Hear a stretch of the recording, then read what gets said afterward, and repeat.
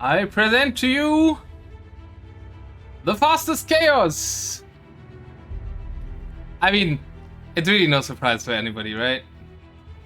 But maybe to some people, yes, there isn't only show matches, there is also DM tournaments back on the menu, and there will be some more map development here. I mean, you watched the show match, saw that there's a custom DM version for it already made for HyperRandom. We will do some more tweaks for it, and we will see a lot more of DM 1v1 HyperRandom this fall. And I've been itching for watching Deathmatch for quite a long time now. And I'm especially always itching for watching DM on something that isn't only pure land maps. And I think for watching at least, these maps are really great. And I think if you like adapting, it's also really fun to play Mega Random or even Hyper Random in DM. So that's what we're gonna organize, because that's really the tournament I want to see. I hope it's also a tournament some of you want to see.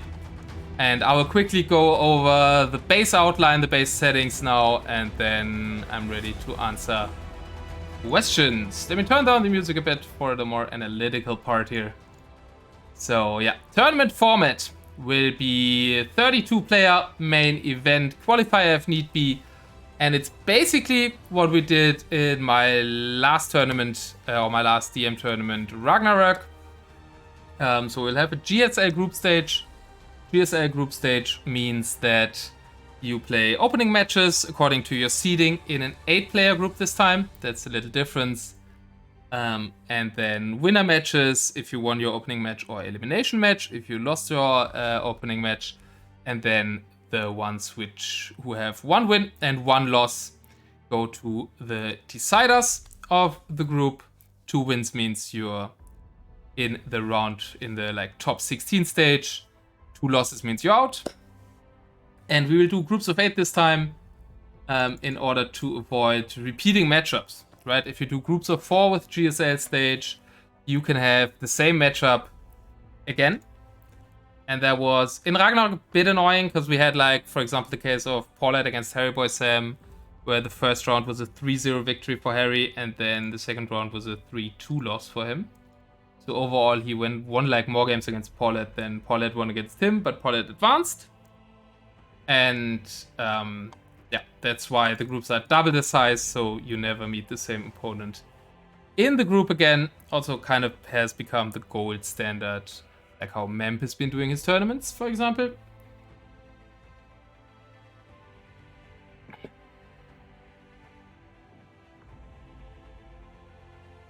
Discord link in the about section on the bottom of this page. Ah yeah, that's true. Also ! Discord. I should have done it on the sheet. I will, when I publicize the sheet, I will put it on there.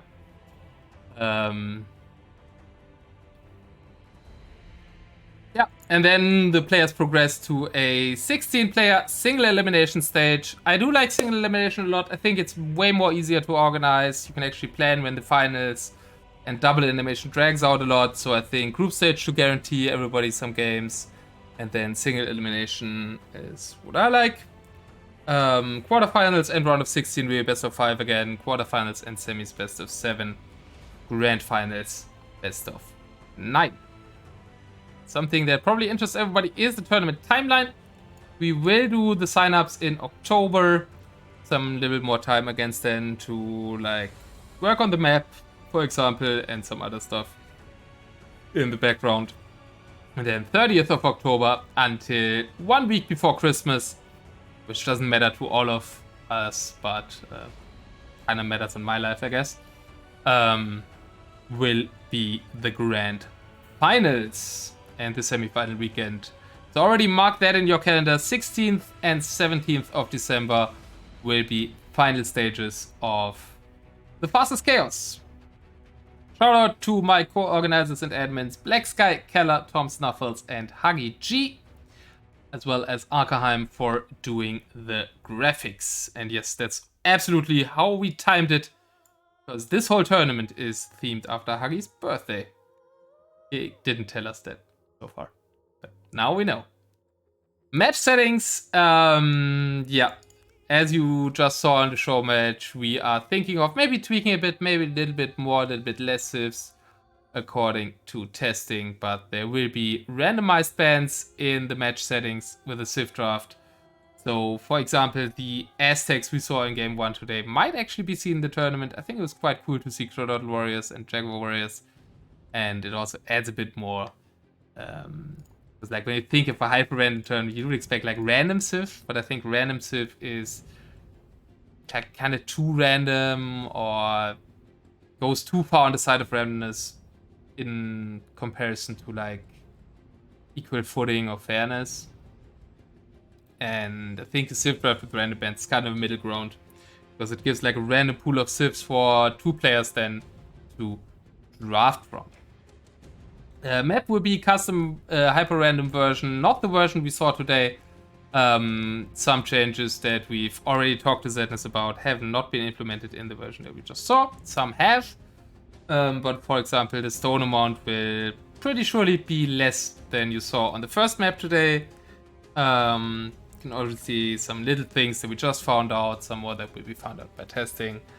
But yeah, it will rule out like clear island generations, it will rule out too much wood on the map and too much stone on the map.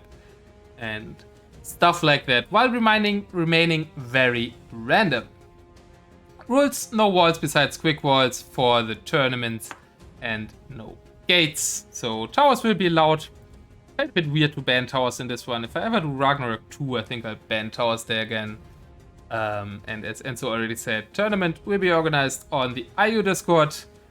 And so far, we are starting with $150 in the prize pool provided by us. And we are hoping for some donations. A match arena will be set up soon, where you can kind of guarantee that your donation reaches the tournament. Also, all donations to my channel will go to the tournament, so you can already donate to my channel if you want to do that. And then I will just put the money in Matcherino. But there will be also the Matcherino link, it isn't ready yet, but where you can put it. More of a announcement of the tournament than like the official or the handbook and everything that will come before the start of the signups at start of October. But now you can already plan your calendars to watch and or to play in the fastest chaos. And if you want to support us with another crazy DM adventure, you can do so as well. Yeah, AR12's always arguing for banning towers. And then he gets the admin loss there. But it only happened once, right? Yeah, so that's kind of it. That's kind of what I want to tell you right now. There's some other stuff that might happen. Which might be some really cool news, but I can't talk about that yet. There's some good things in the making that I can't talk about yet, but I'm very excited for this. I also really like the logo. And I really want to see those games. I mean, I enjoy watching like diverse map DM a lot. It isn't like your standard Runestones tournament, I guess, but there was already an announcement for a more standard DM tournament in the future as well. So if you're waiting for more like standard map DM, will also be on the menu with what Coming is working on. I felt like I'm allowed to a little bit more craziness.